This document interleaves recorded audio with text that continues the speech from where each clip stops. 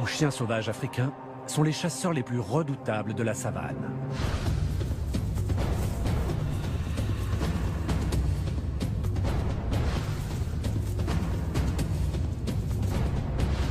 Ces animaux sont des tueurs sans pitié, mais en s'attaquant aux plus faibles et aux blessés, c'est un service qu'ils rendent à leurs ennemis. Ils vivent en meute, et les liens qui les unissent sont profonds et hiérarchisés. Extrêmement rusés, ils n'hésitent pas à s'attaquer à plus fort qu'eux. Mais ils sont victimes d'un mal invisible qui rôde autour d'eux et frappe sans distinction, allant même jusqu'à menacer leur race d'extinction.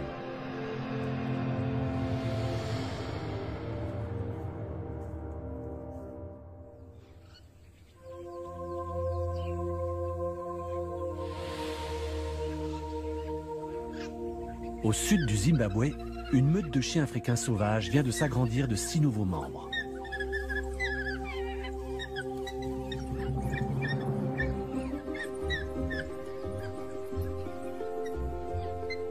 Shima, la mère des chiots, est la femelle alpha de la meute. Ces chiots recevront un traitement de faveur. Les autres membres de la meute ne ménageront pas leurs efforts pour l'aider à nourrir et à élever sa progéniture. Mais cette race ne manque ni de détracteurs ni d'ennemis chez les humains. Kim Voluter, reporter animalier, s'est donné pour mission de mettre fin à ces préjugés. Fils d'un ranger, sa première rencontre avec cette espèce mal comprise et mal aimée a eu lieu l'année de ses 4 ans.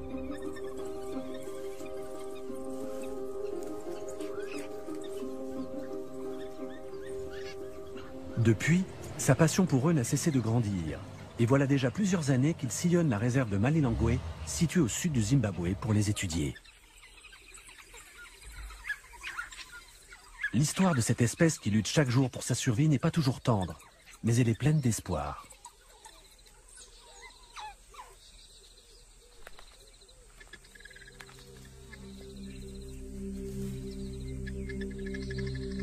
Il y a quelques années, Malilongwe est devenue une réserve privée protégée. La vie sauvage y reprend peu à peu ses droits. Les conservateurs de la réserve y ont même introduit plusieurs espèces. Mais les licans, eux, n'ont eu besoin de personne pour arriver à Malilongwe, partis sans doute du parc national de Gonarezu, plus au sud, ou du parc de Save au nord. La plupart des réserves privées ne peuvent offrir aux licans un espace de vie suffisamment vaste. Mais la réserve de Malilongwe s'étend sur 40 000 hectares, soit la moitié de la superficie de New York ou de Berlin. Les licans peuvent la parcourir à loisir, sans jamais être inquiétés par les hommes. Ces animaux sont souvent décrits comme des tueurs insatiables, des animaux nuisibles qu'il faut exterminer. Cependant, ils jouent un rôle crucial. Ils régulent les populations. Ils sont parmi les prédateurs les plus efficaces du continent africain. Au sein de la meute, tous chassent, mais en la matière, certains excellent. Même blessé à la patte, Bibi, ce lican femelle, reste un des chasseurs les plus redoutables de sa meute. Les licans sont constamment en quête de nouvelles proies. Ils n'ont pas le choix. Leur métabolisme est 2 à 3 fois plus rapide que celui des chiens domestiques.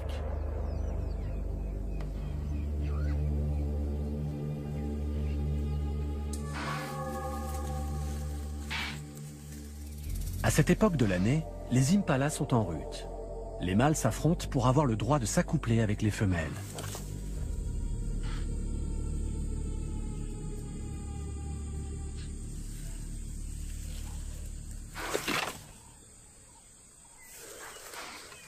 Ces batailles les épuisent et font d'eux des cibles parfaites.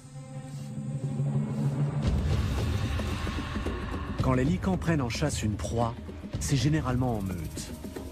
Mais ici, à Malilongwe, la végétation est si dense que cette tactique est inopérante.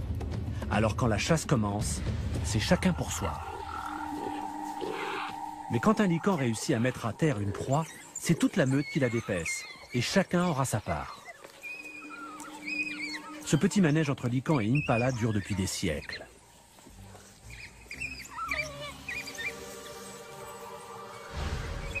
Les hyènes ont appris à suivre les licans comme leur ombre, guettant la moindre carcasse délaissée.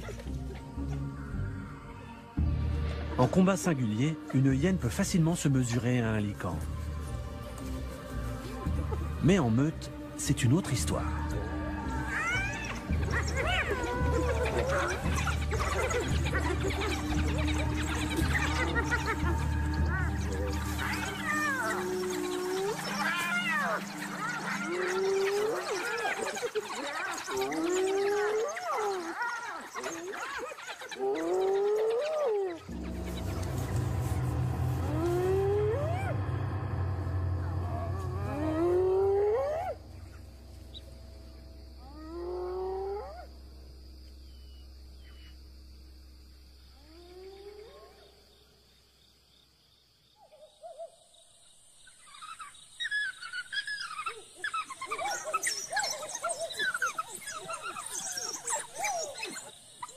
Au retour de la chasse, les adultes regurgitent de l'impala frais pour les chiots, mais aussi pour Shima. Impossible pour elle de quitter le terrier. Elle doit veiller sur ses chiots.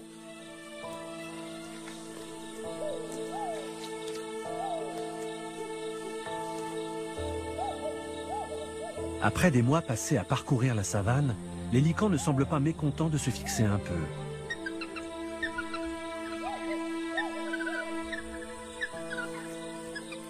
Les chiots de Shima ont commencé à manger de la viande dès leur 3e semaine. Malgré tout, leur mère continuera à les allaiter pendant encore 6 semaines.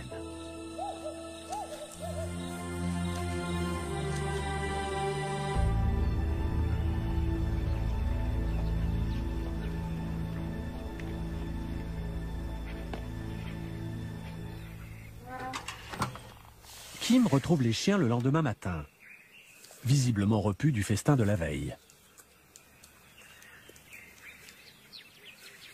Mais les hyènes ne sont jamais très loin. Entre ces deux clans, la tension monte vite.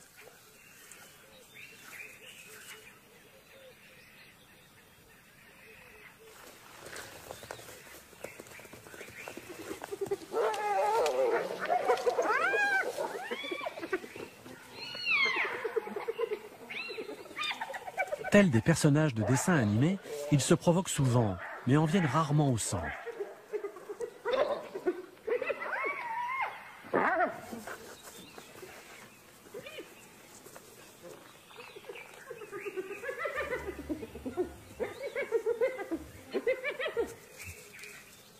Ils se cherchent, mais ne tiennent pas forcément à se trouver.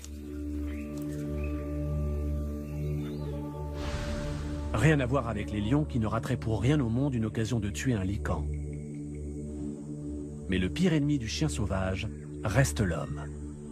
Ce dernier, à force de les chasser et de les harceler, a mené leur race au seuil de l'extinction. Même les rhinocéros, pourtant espèces en voie de disparition, sont plus nombreux que les licans. Il faut dire que les politiques de conservation et de protection leur sont bien plus favorables. Les humains, en s'étendant, ont aussi transmis des maladies telles que la rage. Ce virus mortel s'attaque aux chiens de toutes sortes. Et en Afrique, les chiens sauvages semblent être sa cible principale. Il y a encore quelques années, les licans étaient nombreux à parcourir le continent. À présent, l'Afrique en compte à peine plus de 5000. Autrefois, on élevait des barrières pour s'en protéger. Aujourd'hui, c'est eux que l'on protège.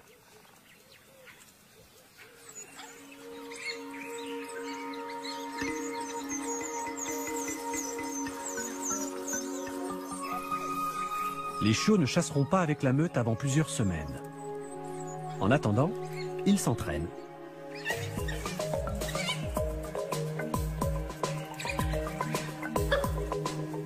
Chaque jour qui passe voit les chiots se transformer en chasseurs. Mais en une nuit, la structure de la meute est complètement bouleversée. Bibi, la grande chasseuse, a mis bas une portée, dans le terrier même qu'occupe Shima.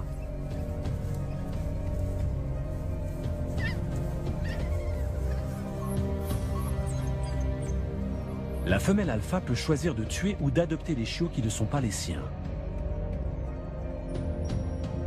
Mais Shima ne produit plus de lait. Même si elle voulait adopter les petits de Bibi, elle en est dans l'incapacité.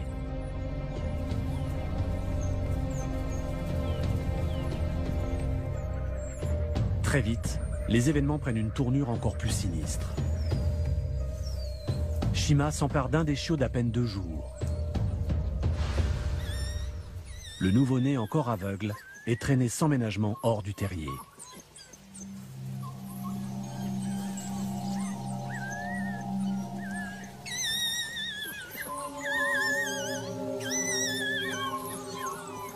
Il semblerait que Shima invite ses chiots à tuer les rejetons de Bibi.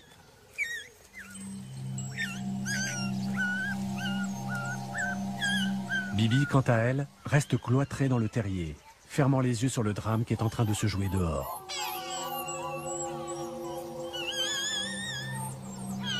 Peut-être est-ce son instinct qui lui dicte de ne pas intervenir, sous peine de s'attirer les foudres de Shima. Elle reste donc à l'écart.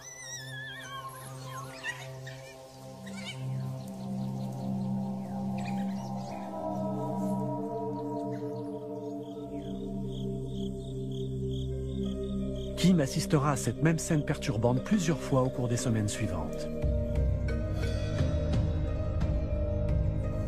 À toute heure du jour ou de la nuit, les chiots de Shima s'attaquent aux nouveau-nés et les mettent à l'épreuve.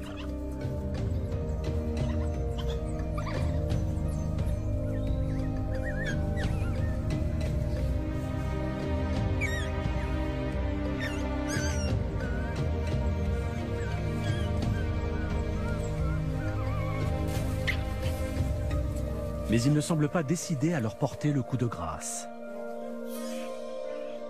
Les nouveau-nés pourront-ils survivre à un tel traitement?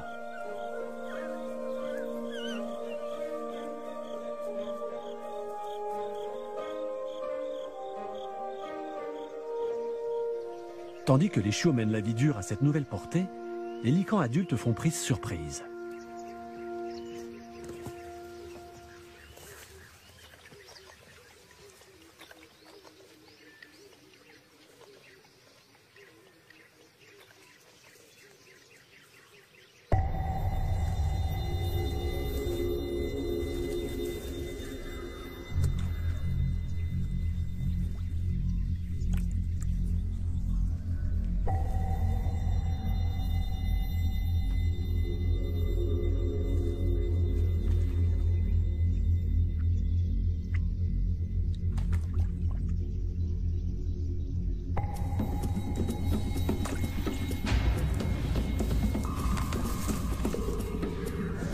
Ces tueurs implacables terrorisent leurs proies, s'attirent la haine des éleveurs et finissent même par se mettre à dos quelques défenseurs des animaux.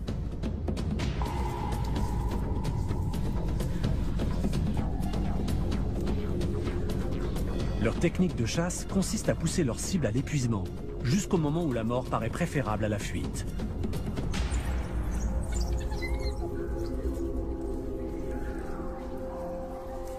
Puis, ils éventrent leurs victimes en quelques secondes.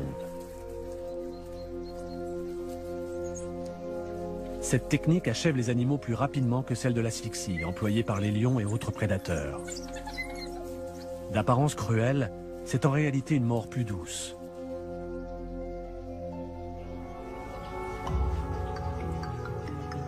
Shima et Punk, son compagnon, reprennent une vie normale, marquant leur territoire de leur sécrétion.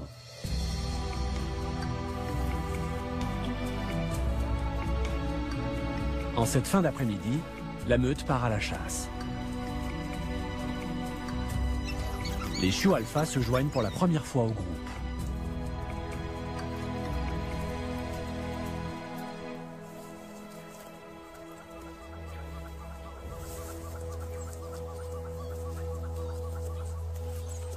Ils sont jeunes, naïfs et facilement distraits.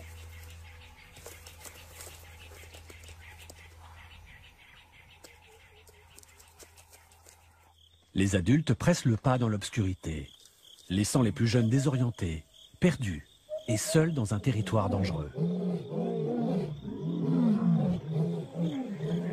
Les lions sont des chasseurs nocturnes et représentent une vraie menace pour les chiots.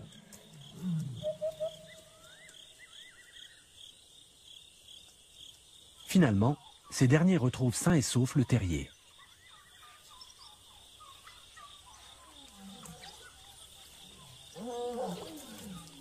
Mais ils ne sont plus d'humeur à jouer avec leurs jeunes cousins.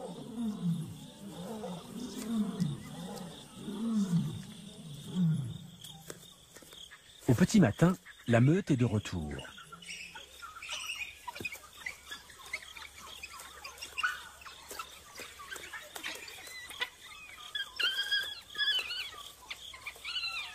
Bibi et Shima n'ont jamais été particulièrement proches. Mais avec le temps, Shima semble plus tolérante envers Bibi, et elle finit par accepter sa portée.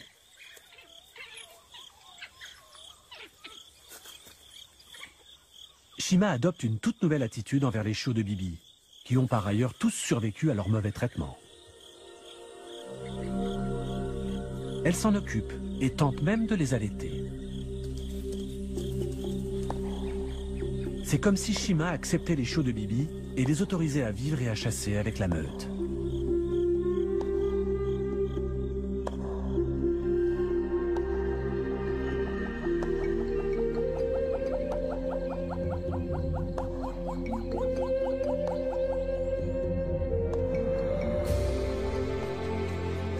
Après 5 mois de sédentarité, leur instinct nomade reprend le dessus et les licans partent à la recherche d'un nouveau territoire.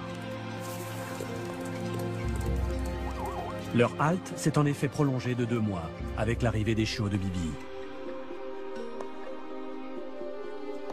Floppy se place en tête de la meute. Les autres lui embrayent le pas. Pour économiser leurs forces, les licans font des haltes fréquentes. Et quand ils partent chasser, c'est de la manière la plus efficace qui soit. Leur maître mot, l'opportunisme. Ils passent directement à l'offensive.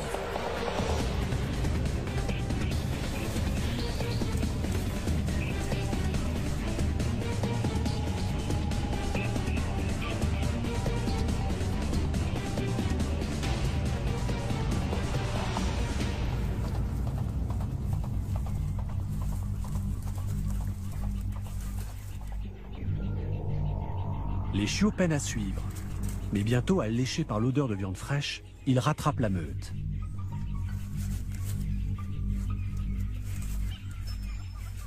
Les adultes ingurgitent tout ce qu'ils peuvent. Mais dès que les chiots arrivent, ils se retirent.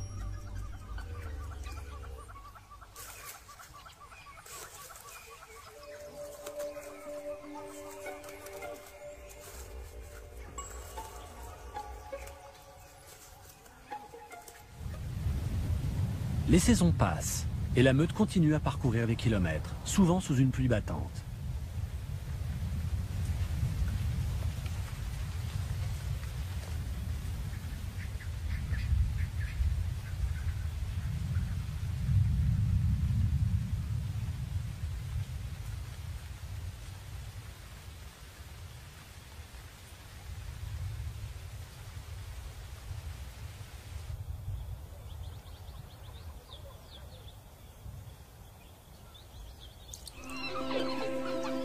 Les chiots de Bibi ont maintenant 3 mois. Non seulement ils ont survécu, mais en plus, ils sont pleins d'énergie et de force. Ils sont devenus des membres à part entière de la meute. Tout comme les adultes, ils se font la fête et manifestent leur soumission, un rituel qui tient une place importante dans leur mode de vie.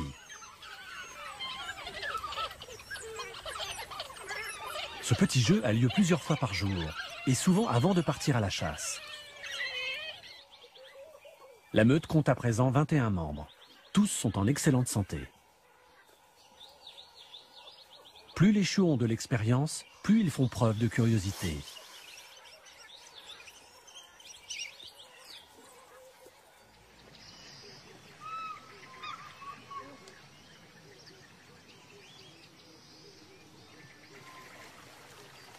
L'eau exerce une intense fascination sur les chiens sauvages, mais ils ont également tendance à s'en méfier. Peut-être craignent-ils instinctivement ce qui pourrait s'y cacher.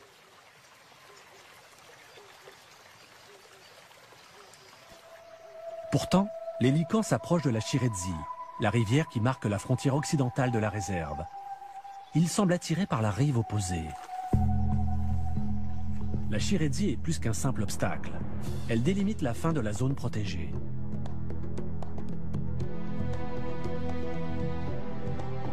Au-delà de la rivière s'étend un territoire hostile, parsemé de pièges posés dans l'illégalité, qui tuent sans distinction.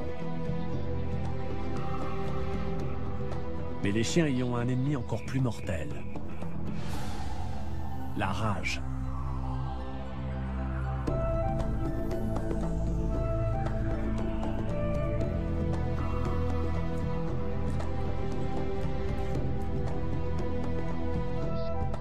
Inconscients du danger, les licans franchissent la rivière. Punk, le mâle alpha, porte un collier émetteur que Kim lui a récemment posé. Kim peut ainsi plus facilement localiser les chiens au sein de la réserve de Malilongwe. Mais il n'a pas l'autorisation de traverser la Chiredzi. Et quand bien même, le lit de la rivière serait trop profond pour son 4x4. Il ne lui reste plus qu'à attendre et à écouter. Parfois, il capte un faible signal, mais le plus souvent, rien.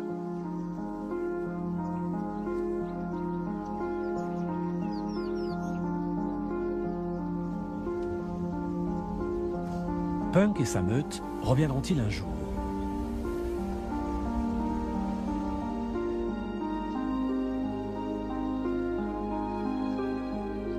Kim ne quitte pas les abords de la Chiredzi et croise les doigts.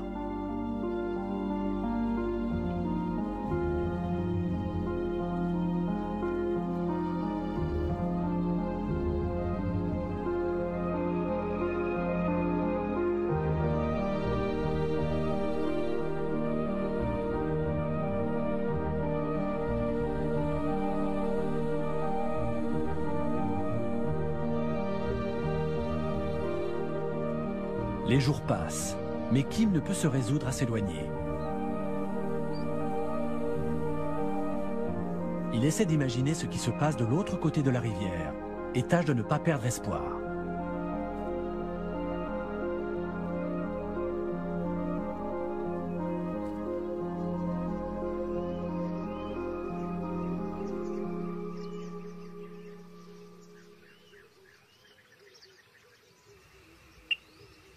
Et puis un jour, son récepteur confirme que Punk et sa meute sont de retour. Il les retrouve à Ban Ini, un point d'eau très prisé. Les chiens ont l'air heureux d'être revenus.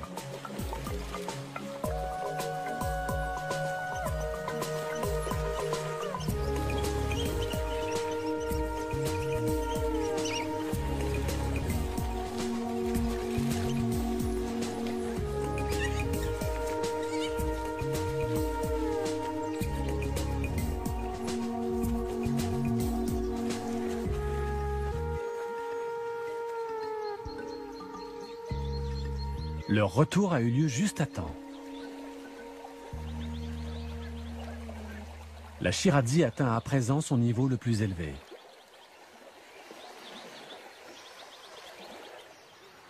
La meute ne pourra pas la traverser avant un certain temps.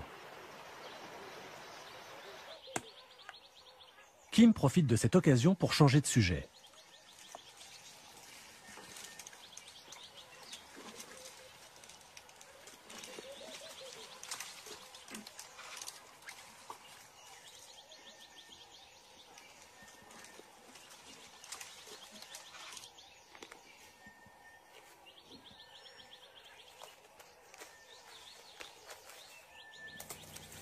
Alors qu'il suit un troupeau d'éléphants, quelque chose attire son attention.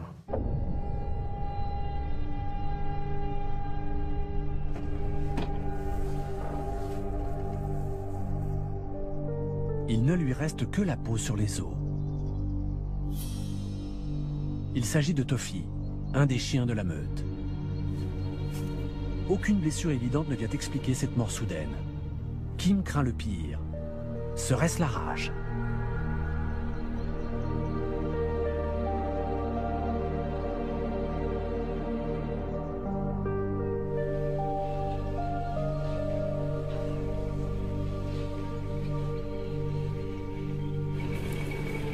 Il part à la recherche de Shima et des siens.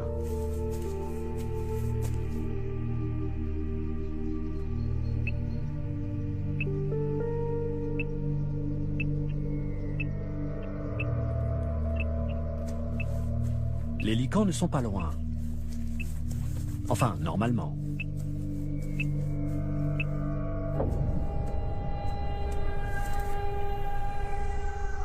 Le transmetteur qui permet à Kim de suivre la meute a été furieusement rongé.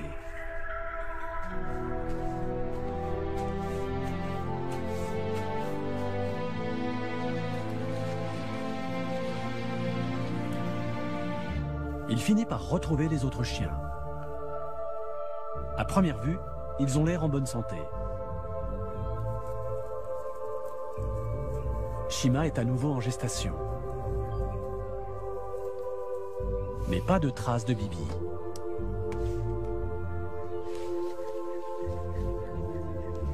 Et Floppy est manifestement malade.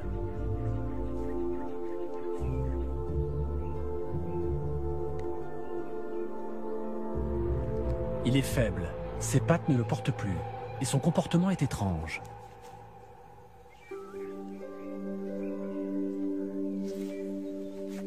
Il a peut-être été mordu par un chien enragé.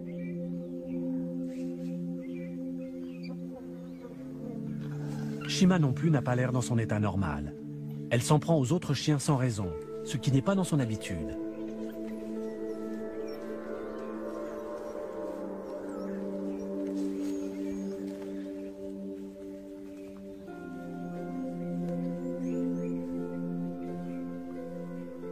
Elle s'étend finalement près de Whisky, un des vieux mâles de la meute.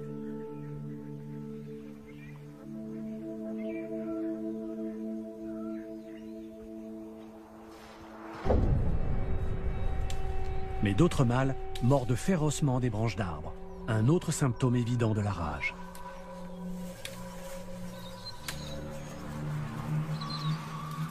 Cette maladie se transmet par la salive des animaux contaminés et s'attaque au cerveau, provoquant des paralysies et de fortes douleurs.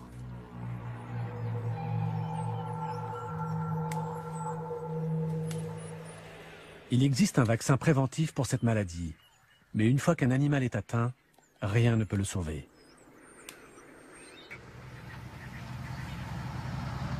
Le lendemain, Kim croise des licans occupés à défier un couple de hyènes.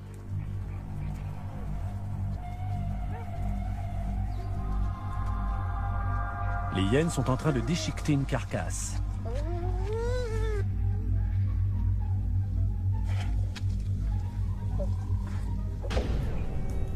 C'est tout ce qu'il reste de Floppy.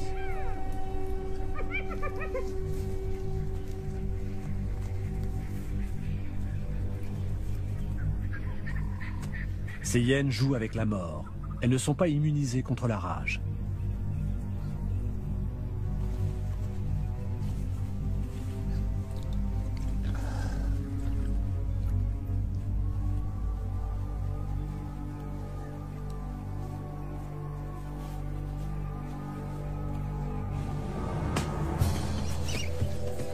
Kim et Bruce Clegg, un ranger de la réserve, entament une course contre la montre et commencent à vacciner le reste de la meute.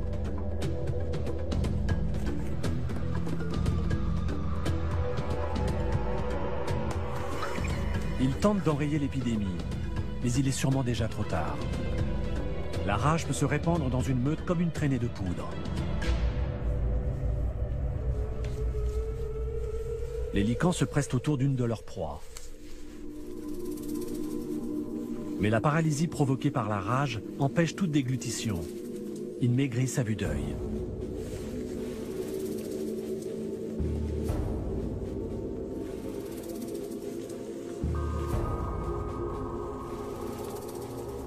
Fous de douleur et de faim, ils sont victimes d'hallucinations.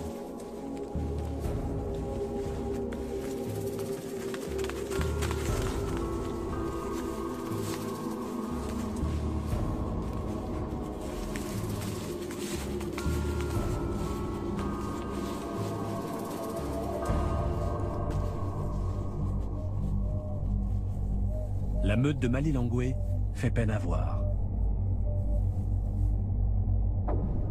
Shima a perdu sa portée.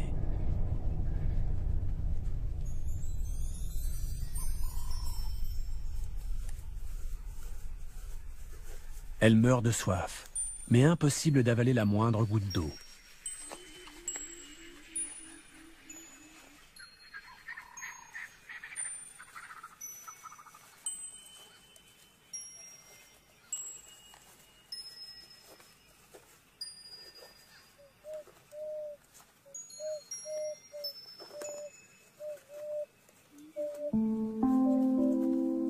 Ses lèvres ont enflé à cause de la déshydratation.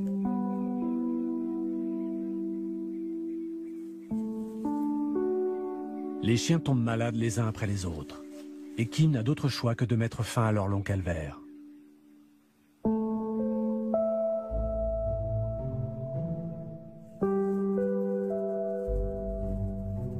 Au final, seuls 2 adultes ont survécu.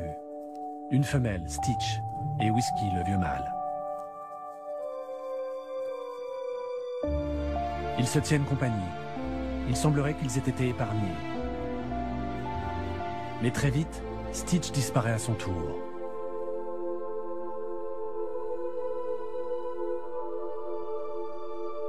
C'est un drame. La meute comptait 21 membres, 20 ont succombé.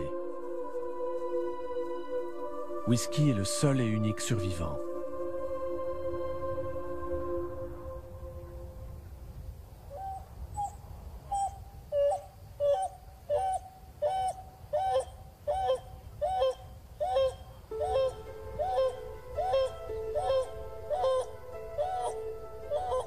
Pendant de longues semaines, il appellera ses compagnons, mais en vain. Il n'y a plus personne pour lui répondre.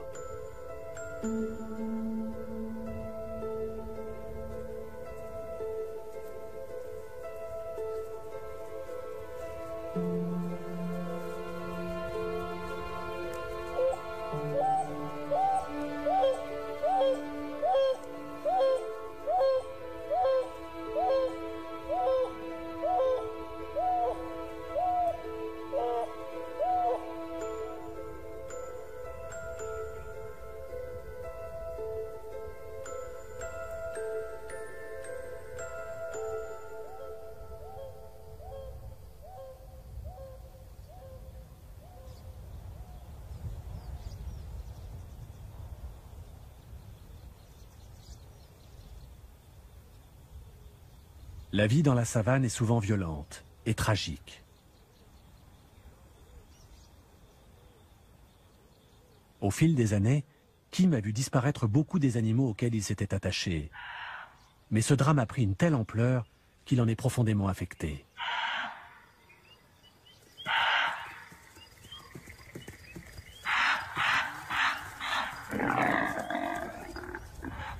Dans la brousse, la vie continue.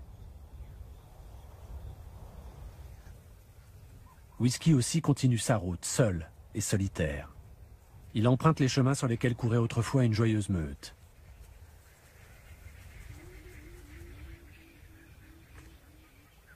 Lui aussi finit par jouer de malchance, après s'être à nouveau aventuré de l'autre côté de la rivière Shiredzi. Ce fil de fer est le reste d'un piège à collet qui commence à entailler le cou de Whisky. Son collier émetteur lui a évité une mort certaine, mais la blessure reste profonde. Kim et Bruce l'endorment et lui retirent son collier afin que sa blessure cicatrise.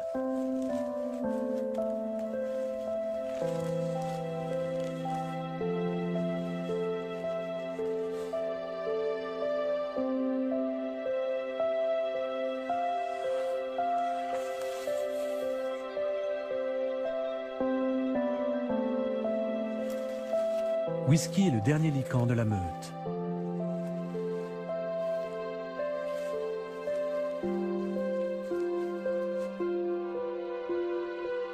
Kim ne le reverra certainement jamais.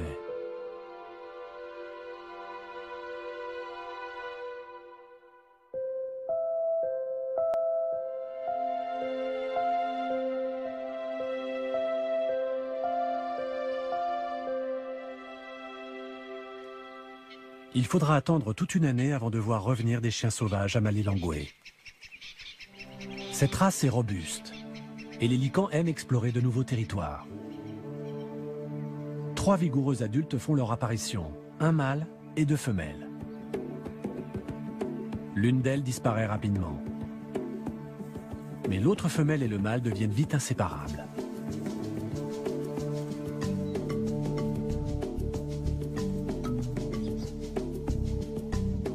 Le pelage de la femelle est magnifiquement tacheté. C'est un des plus beaux spécimens que Kim ait jamais vu.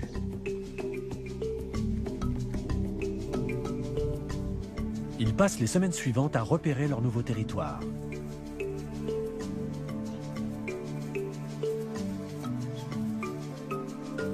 Le gibier ne manque pas par ici, et les nouveaux arrivants décident de s'y installer.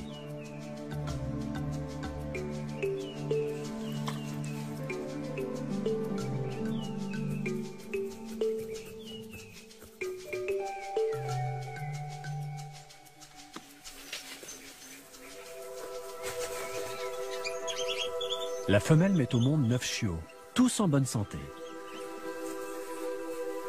C'est le début d'une nouvelle meute.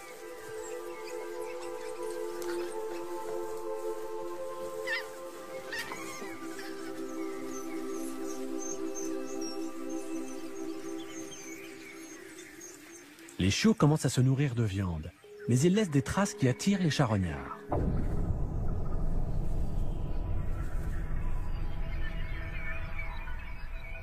Les mangoustes pourraient être porteuses de la rage. Mais cela fait partie du grand jeu de la vie dans la brousse.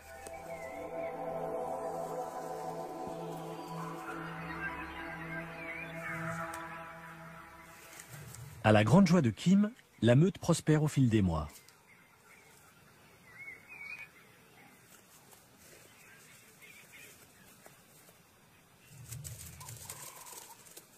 Les parents initient leurs chiots à la chasse.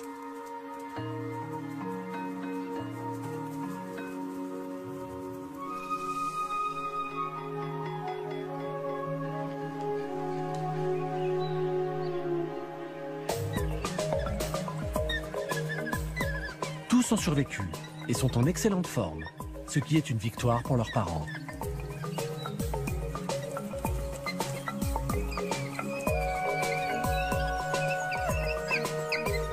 Il est très rare qu'un couple de licans réussisse à eux seuls à élever une portée.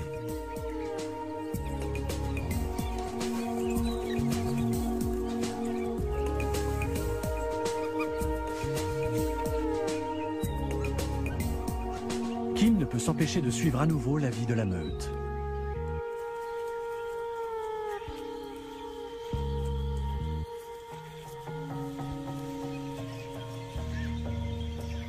Alors que tous sont en train de chasser, les parents font faire à leur chiot une incroyable rencontre. D'abord, c'est un face-à-face avec leurs bonnes vieilles ennemies de toujours. Cette fois-ci, les deux clans semblent être à force égale.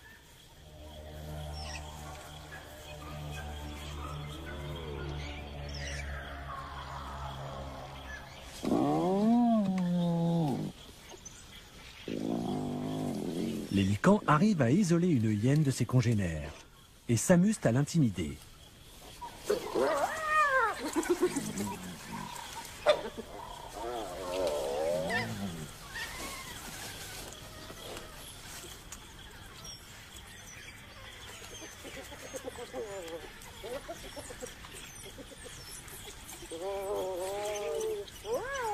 Mais leur cri attire un animal bien plus menaçant.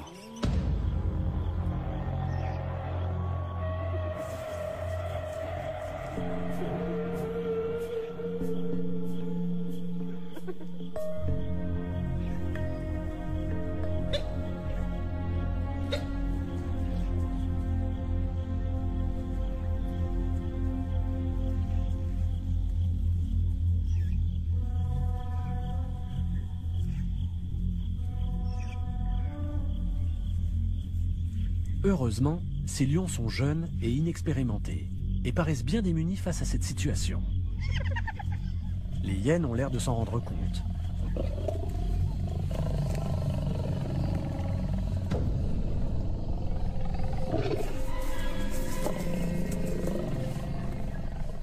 Les chiens sauvages, eux, savent qu'ils ont affaire à un ennemi mortel.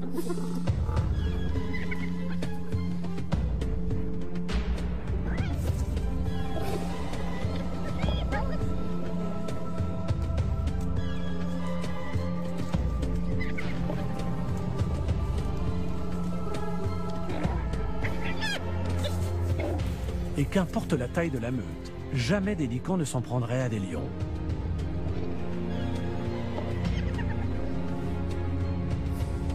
Mais les hyènes refusent de battre en retraite. Les félins perplexes se retirent.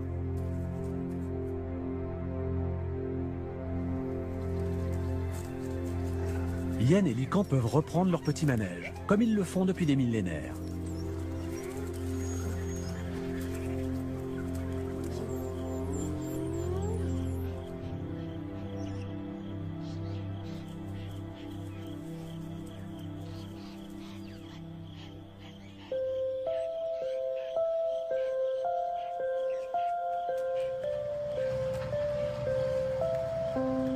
Kim Voluter aura donc passé 4 ans en compagnie de ces animaux hors du commun. Il aura assisté à la naissance d'une meute et à son déclin dans les pires conditions. Il observe à présent une nouvelle meute prendre son essor. Tout espoir n'est pas perdu, même si les faits ne plaident pas en faveur des chiens africains sauvages.